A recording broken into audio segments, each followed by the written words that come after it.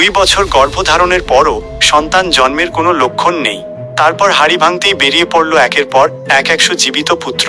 কিন্তু হাড়িতে জন্ম কিভাবে সম্ভব হলো?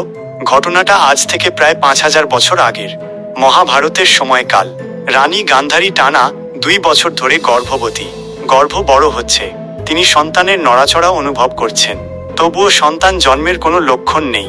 দিন কাটে শুধু অপেক্ষা, উদ্বেগ আর এক অজানা ভয়ে। শেষে অসহ্য যন্ত্রণায় আর তীব্র ক্রোধে নিজের পেটে আঘাত করতেই গর্ভ থেকে বের হয়ে আসে এক বিশাল মাংসপিণ্ড, যা দেখে থমকে যায় গোটা রাজপ্রাসাদ। এ কোনো অমঙ্গল সংকেত।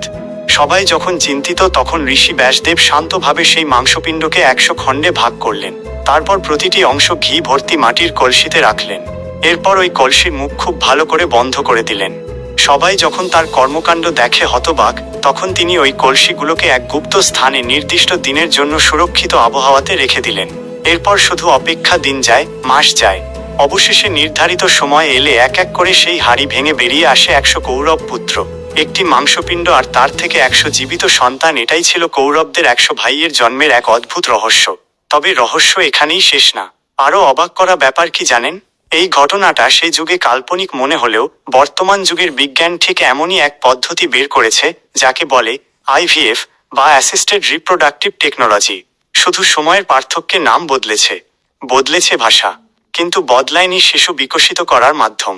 যেটা আজকের বিজ্ঞান পরীক্ষিতভাবে সফল করেছে, সেটা সনাতন ধর্মের ইতিহাসে 5000 বছর আগেই বলা হয়েছে। মাঝে মাঝে ভাবতেও ভালো লাগে প্রাচীন ভারত কতটা বিকশিত ছিল। নিজের ধর্মের উপর গর্বিত হলে লাইক দিয়ে ভক্তি ভরে লিখুন জয় শ্রীকৃষ্ণ।